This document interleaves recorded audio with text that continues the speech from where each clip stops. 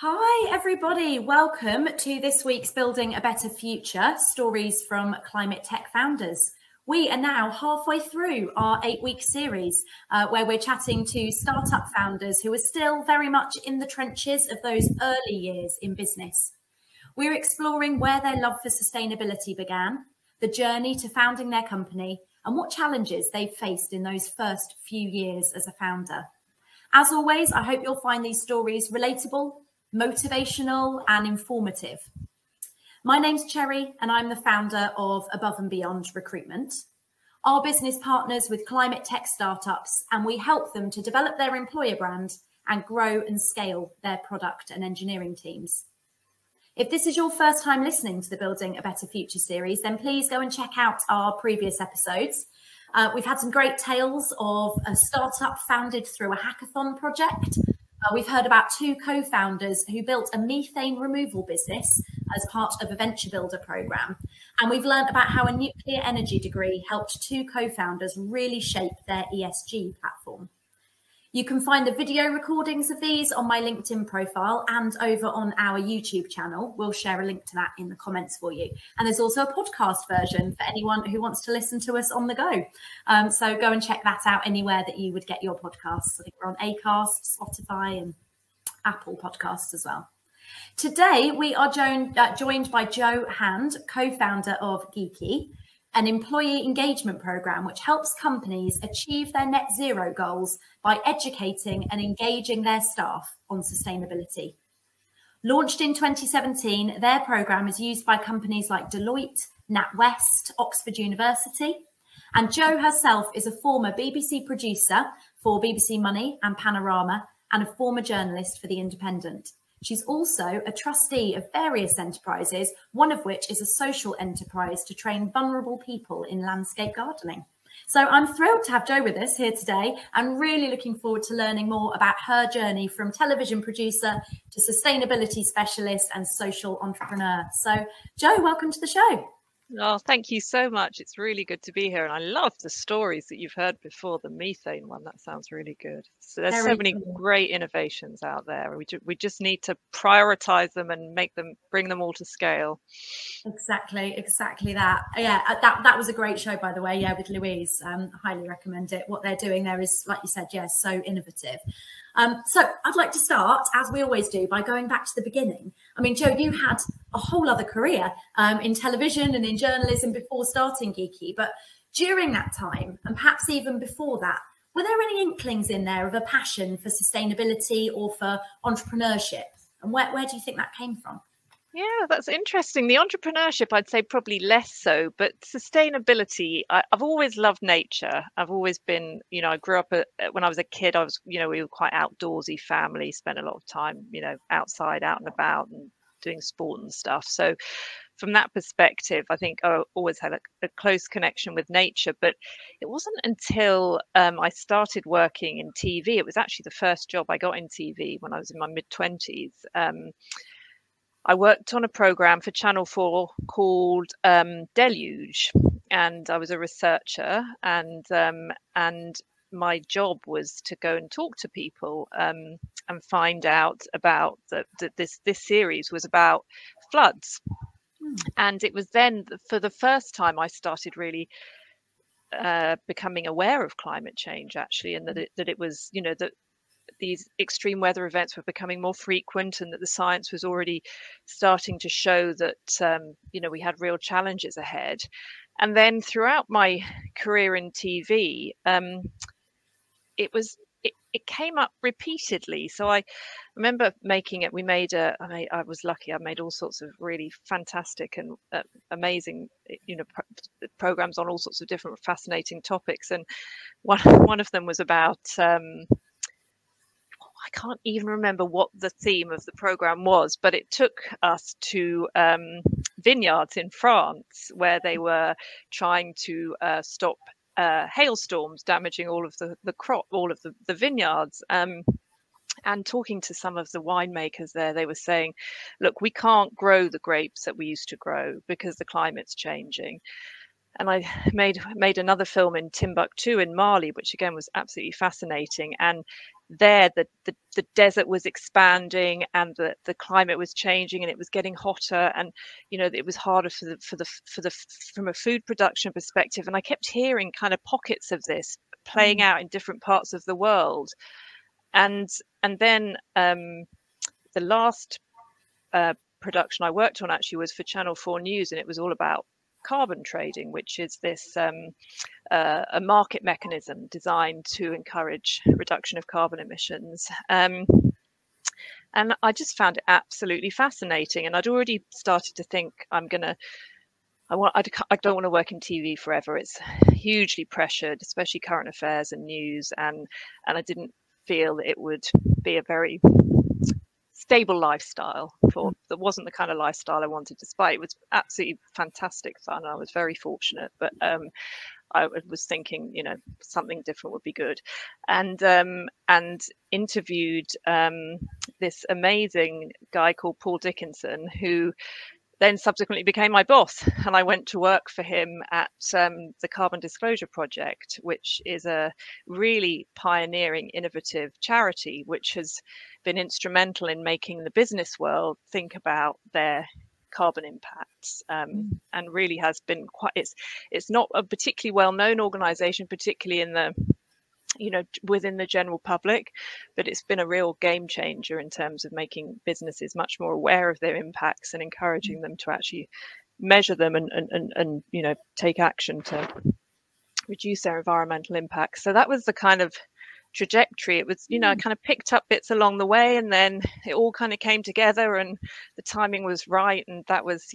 how I got into working full time on environmental issues. And it's just so fascinating. I mean, it's the reason I do it. It's because I think it's the biggest challenge that is facing the world, not just humanity, and we need to do something about it. But it is fascinating because it covers so many different areas. There's economics, there's politics, there's psychology, there's science. It touches on so many different fascinating areas that it's always stimulating. If sometimes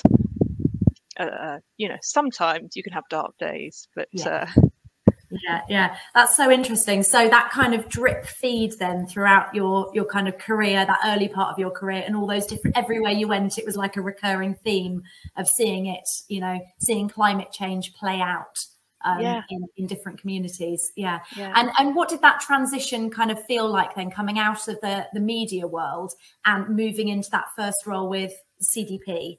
What did that role look like, and how did that transition feel? It brought a wonderful sense of stability. It was like I have a permanent contract. I'm not a freelancer anymore, and I'm not, I can plan holidays, and I can work on something, for a prolonged period rather than when you're making a program. And I was lucky; I had months to make programs, not a day like when you work in news. But the lifestyle change and the stability that it brought, which was something that I was looking for, was fantastic from a personal perspective. I went to do their communications, so bringing kind of skills as a journalist, but sitting kind of on the other side of the fence, as it were, and also fundraising and sponsorships, which I'd never done before. I didn't have a clue how to do it, but I was lucky that bit went really well, and it was great. I mean, it was a wonderful team, very small team then. There were about 10 of us when I started there, and now I think there's several hundred people working there. And it was, so everybody there was there because they had a genuine belief that, and a genuine motivation that they wanted to do something about climate change. So it was a real purpose-led team, and that made it really exciting as well. Yeah, fantastic. And how long was it that you were there before you kind of met the other co-founders of Geeky and developed that idea? Well, I already knew the co-founder of Geeky because he's my husband. So so I had already met him. But I was at CDP for probably 5 or 6 years, I'd say. And then I had children. So I had one child, and then went back part-time for, you know, literally a matter of months before I then stopped permanently because I was pregnant with the second one. And I felt that because of the situation that me and my husband were in, that he was had a very high pressure job, and I felt that if we both had high pressure jobs, actually, you know, it wouldn't be good for the family dynamic. And so, and I was fortunate to be able to say, okay, I'm going to stop for a bit and actually, you know, look after the kids. So I did that for probably 3 or 4 years. But while I was doing that, I did various other projects, like the being a trustee for this one, again, wonderful social enterprise that helped long-term unemployed people get back into work through landscape gardening. It was, yeah, a really great idea and run by a couple of really great guys. And also actually I started writing a kids book, which is still sitting on my computer, on climate change, which has never seen the light of day, but it kept my sanity when I had babies. And yeah, it was although it's never seen the light of day, I'm glad I did it. Yeah. And it may do one day. Watch this space. You never know if I can find it on some old computer in the cupboard that probably doesn't turn on anymore. Brilliant.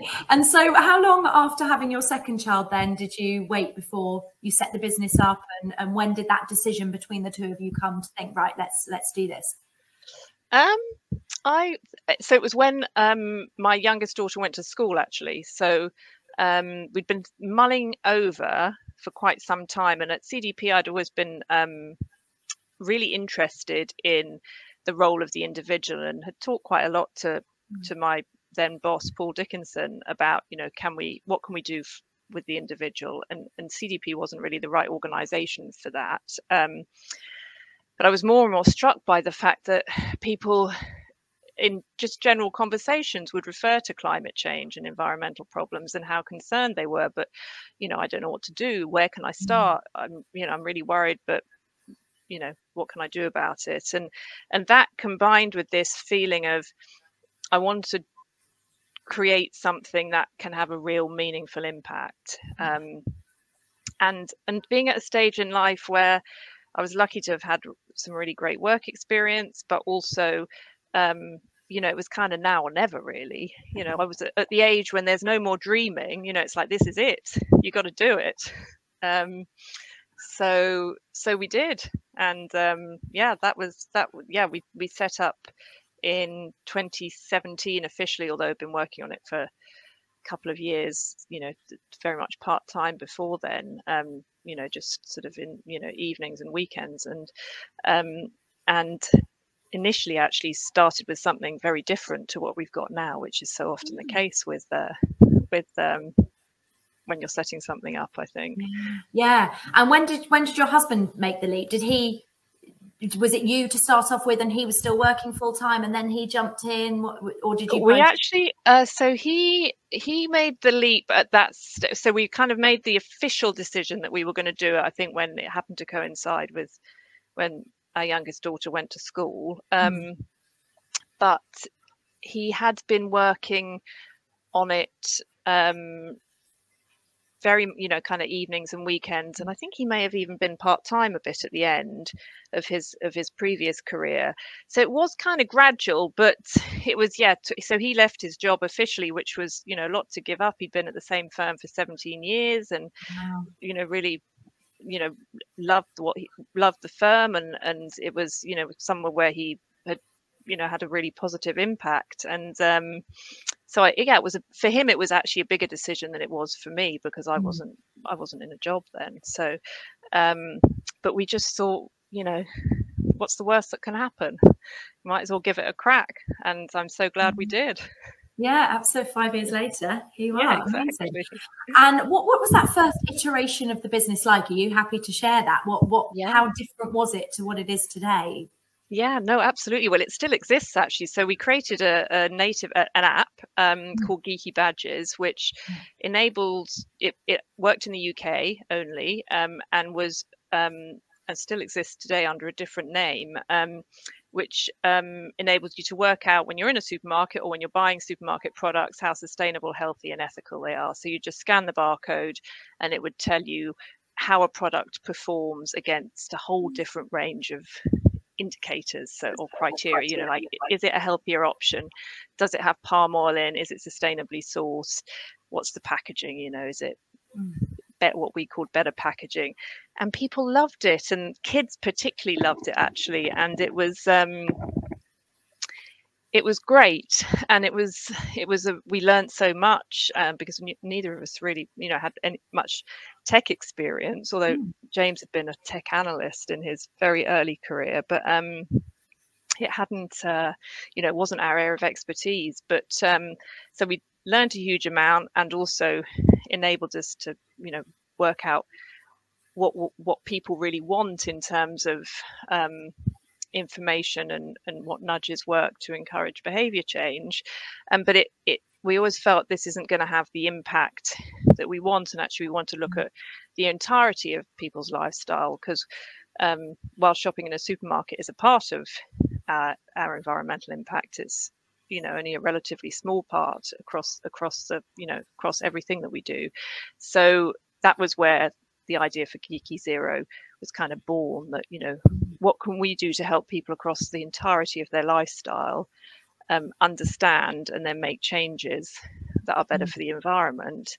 And we realized very early that people needed to do that as part, or it's best to do that as part of a community, because we're you know, that's what motivates us, and we're much more likely to take action if we are doing it as part of our community. In the workplace is often one of our biggest communities. So we then built Geeky Zero, first of all, for the individual, and we'll always have the individual free version, because we don't want there to be any barrier to entry for people who want to take action. But then alongside that, we've built a pro version, which enables companies, or indeed any organization, to team up with leaderboards and competitions, and assessing their achievements together, and lots of challenges. And we also run a whole engagement program alongside it to help with that long-term embedding it within everything that they're doing, and then, you know, helping feed that becomes really a key part of sustainability strategies. And that was in the beginning of lockdown that we launched. So that was made for interesting times, but I think we just took, you know, you have to just keep going. And actually, you know, I'm really glad we did. There was no reason, particularly because it was all online, that we shouldn't just progress with our plans to get it out there. And in those first year or so of the business, what kind of skills were yourself and James both bringing to the table from your backgrounds and your histories, and how quickly was it before you realised you needed to bring other people in to kind of complement those skills? So we're fortunate, and I'm sure this makes it easier to work with your other half, that we have very, very different skills. So I think what I learned as a journalist, and then when I worked at CDP, and also with the charity Streetscape, the skills there were about you know, how you communicate to people in a way that's compelling for them. How do you turn very complex information into something that actually makes people want to engage with it and do something about it. But James is all about the data, and is never happier than when in a spreadsheet. So he's our data scientist, and I'm out to, you know, make it accessible, real, meaningful for people, and so that they can take action on it. And I think that proved to be a really good combination. But it became clear. So we worked with a great development agency in Bristol to start with, called Simple Web. So they built geeky badges for us. But it became, you know, I think as I'm sure very often happens, we wanted to bring some of those skills in-house, and we were lucky to find our first developer. We'd been looking for ages and ages, and we found him, and he's still with us, and he's just, you know, amazing. And, you know, but was built Geeky Zero basically with James, and, or, you know, he did all the development, James did all the data work, and yeah, I mean, and then it kind of grew from there. But certainly, you know, the development side and the tech side with the skills that very quickly it was clear that I certainly do not have, and James can code a bit, but you know, we felt that those were the skills that we needed to bring in first. Yeah, that makes absolute sense, and great that you've got such complementary skill sets between the two of you. Then almost opposing, but incredibly complementary for the business. So yeah, brilliant. And how's it been? I'm sure everybody asks you this. Business and marriage. How difficult is it to kind of work with your husband? We're actually very, very fortunate that it's great, and you know, sometimes we disagree, but that's fine. You know, that's what you need to do, and you just talk through. And you know, I think it's that's the nature of life, that people have different opinions, and actually that's what helps us get to a good end conclusion and you know, pathway, that you know, you can challenge each other when you'd have a different perspective or a different understanding of a situation.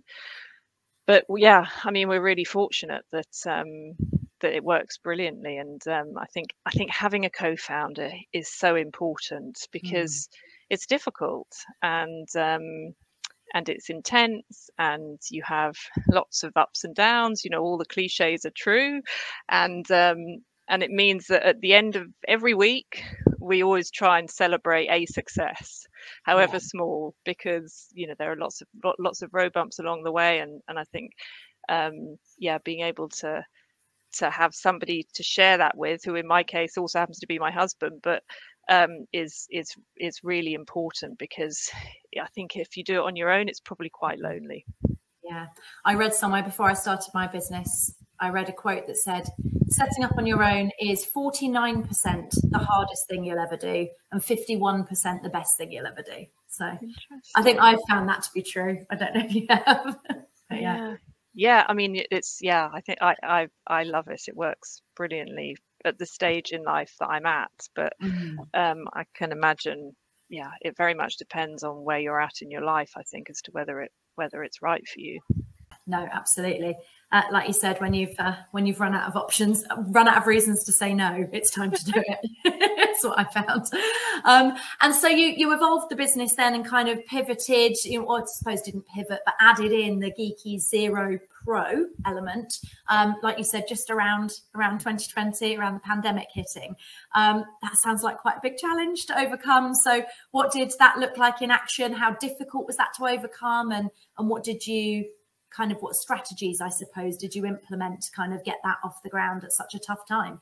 Yeah, it was really interesting. I mean, we've been fortunate before the pandemic. So in the September, I think before, we'd already got a kind of beta version of the individual version. So me and our only developer at that time went off to the Eden project, actually, they had a big sustainability event and were really excited about what we were building. So we ran a series of workshops throughout that day of people who wanted to come and understand their carbon footprint. And it was fascinating, because when you're building technology, and I'm sure it's the case when you're building anything, you want to see how your people who it's targeting or who it's built for respond to it, and you know, whether it does what you want it to do. So that was a really, really useful exercise, and we were lucky after that to be able to do various sessions like that in the months up to the Christmas before the pandemic hit.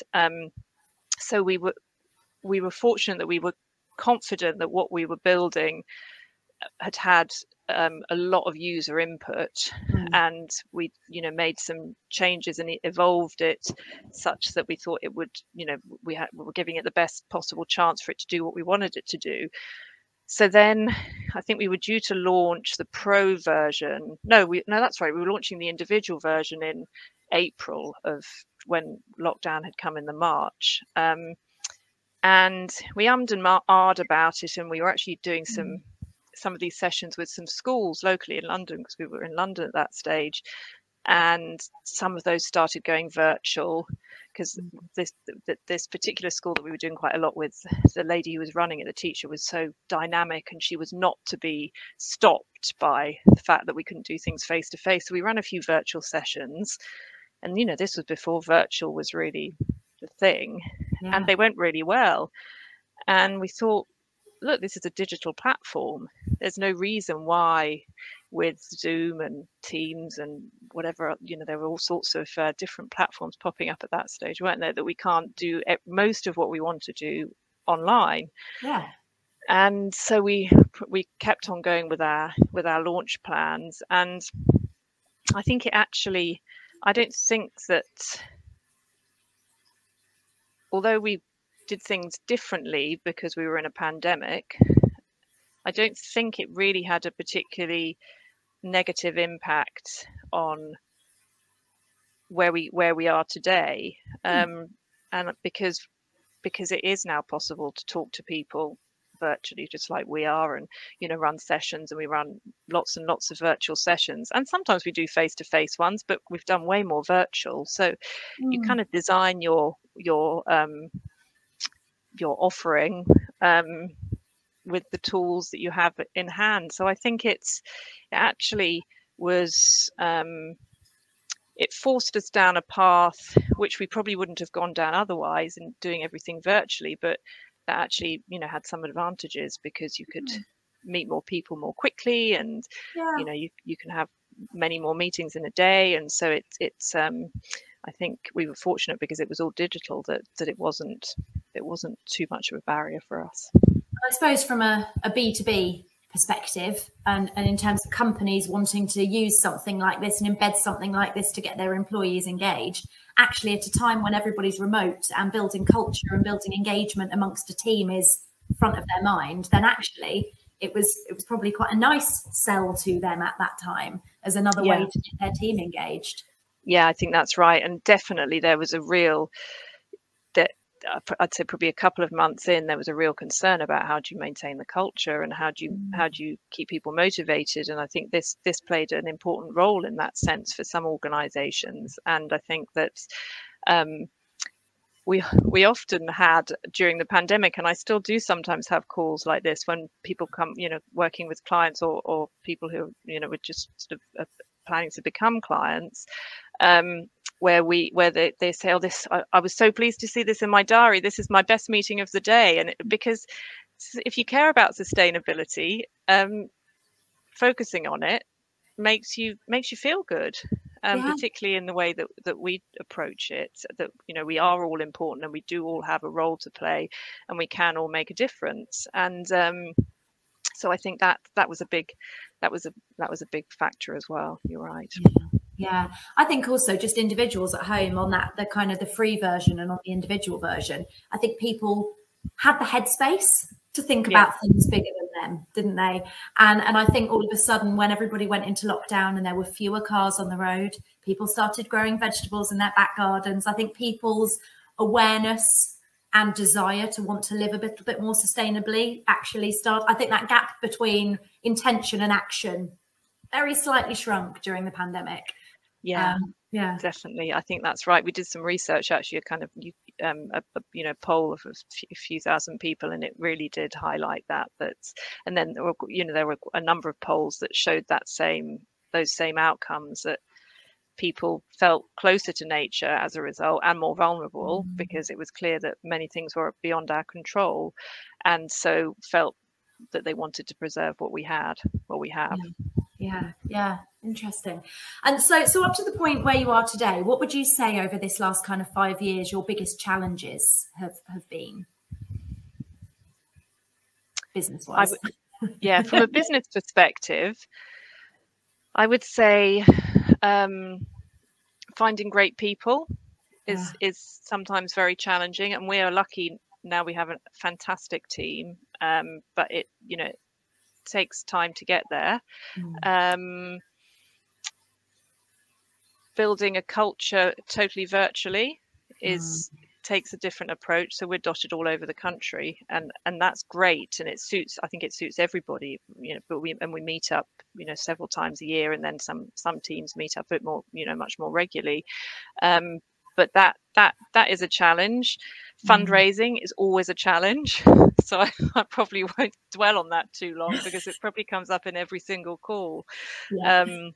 But it's and I mean, we were fortunate again that we've done a few rounds, and have got some really fantastic social impact investors who really, really believe in what we're doing. But we closed our last round before the bottom fell out of the funding market, and if we were fundraising now, I'd be, really concerned, because it's not a good environment to be fundraising in at the moment. So so that is always a challenge. I'd say building from what we've done, that I think I'm really pleased that we've done, although sometimes it was, it's been challenging, is always getting the foundations right. So making sure that everything's got a process and everything's built so that you can scale it. So even if sometimes it's tempting to go off and do, just experiment, try something over here, we could do that at the beginning, but you can't do that after a time when you've got a bigger team and everybody needs to kind of know how things work and what's going on. You can't keep on doing new stuff and keep on experimenting, and actually it's obviously you want to evolve and improve all the time.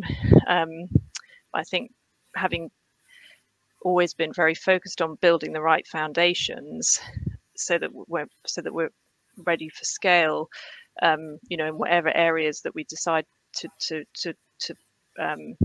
focus on, that then means that you can't you need to stay on the track once you've decided on your track. And having changed already from Geeky Badges to Geeky Zero, which was absolutely the right thing to do, it's then like, okay, this is the solution that we believe in is going to deliver what we want to deliver in terms of helping individuals take action on climate and helping build that into the broader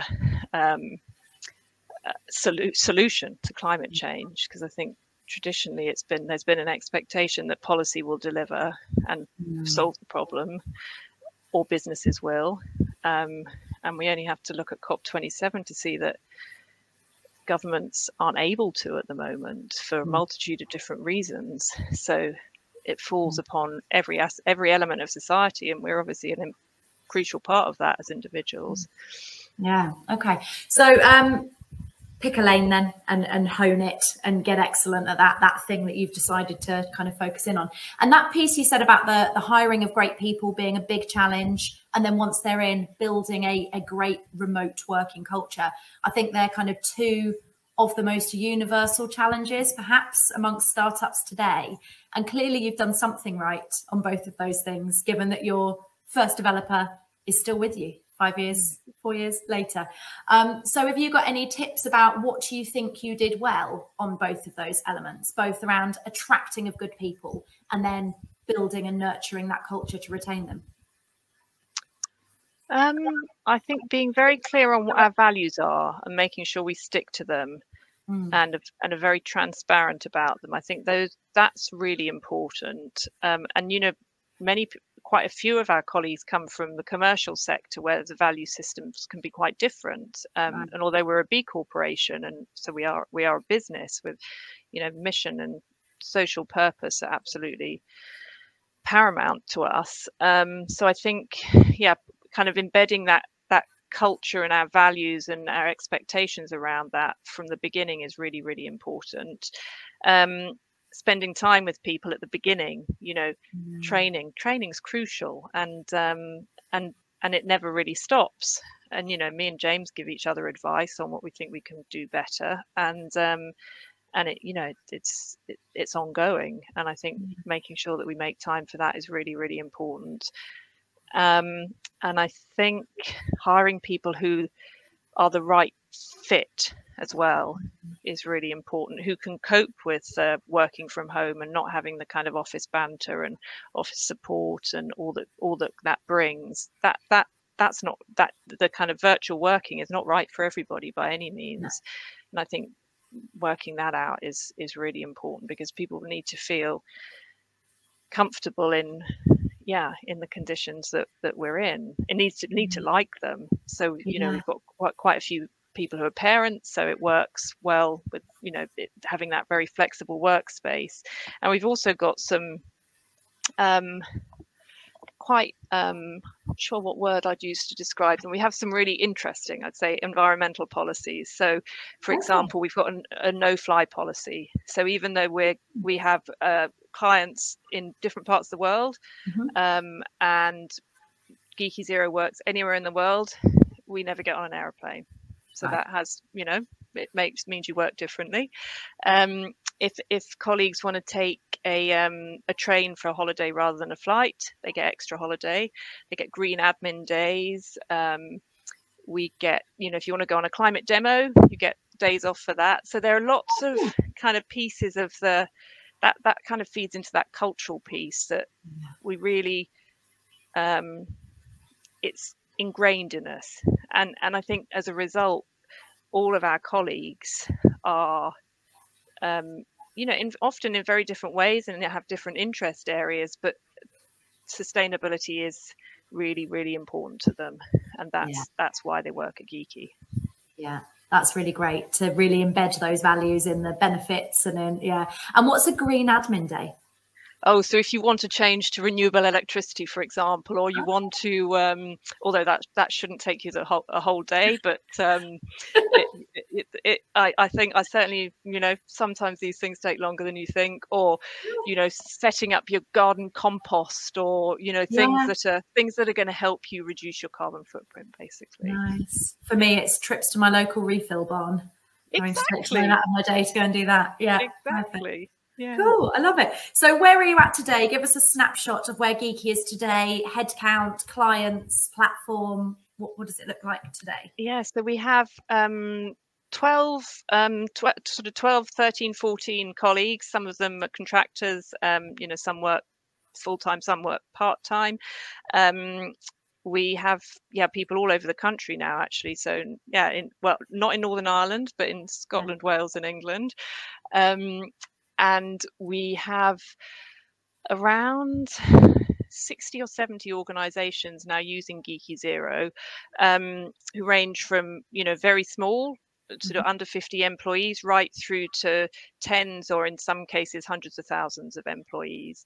And in terms of the kind of companies that we work with, so we work at some of our, you know, sort of vanguard clients that we first started working with, people like NatWest Group, Deloitte. We also work with Adobe, work with a big US bank. We work with the BBC. So real range, University of York, for example, real range of organizations who have, you know, different priorities and different kind of high level aims, but the essence for all of them is our people are really important, and we need to help them think about climate and sustainability, because that's really important to us as an organization. And, you know, why it's important varies from organization to organization, but for all of them, they recognize that their people are a crucial part of the solution to climate change, and they want to help accelerate that, which is really exciting. And I think that organizations are such important communities in modern society, and actually have a really, really important role to play in educating, influencing, normalizing sustainable thinking and sustainable mindsets, so that it just becomes part of life, and part of decision making, which, you know, in some kind of pockets of society and pockets of business it is, but it needs to be mainstream for us to solve the crisis that we're facing. Absolutely. Yeah. I've had a few conversations with people over the last day or so about this. And yeah, one of the things somebody said to me today is every job should be a sustainable job. You know, every organization should be sustainable, and every role should have sustainability built into it. I went for a coffee yesterday with a chap we placed in a role about 4 weeks ago, and it's his first move into the sustainability sector. And he said the biggest thing has been that mindset shift of not just how do I do this thing, but how do I do this thing and how do I do it sustainably? because it was that last piece that he never had to think about in his previous role. And actually, why not? Because, you know, every company should be encouraging their employees to not just think, how do I do this, but how do I do this sustainably? So yeah, it sounds like Geeky is the solution to that. Perfect. And so what do you mentioned you closed a funding round fairly recently, so congratulations. What do the next 12 months look like for Geeky then? And how do you plan to be using that funding to kind of further evolve the business? Yeah, so I think that although there are always things that we want to improve, enhance, build on, now so much of it is just about executing on the plans that we have, and I think that in many ways is a really exciting and liberating place to be in. That we know that there are always, like any organization, things that we want to improve and tweak, but actually we know that what we've got clients love, and you know, we talk to companies who put us through, you know, quite complex procurement processes, who've looked at, you know, what else is out there, and the feedback we get consistently is, you guys are great and we really want to work with you. And so now it's about continuing to deliver on that and reaching more and more people so that we can help individuals be part of this crucial solution. And if we look at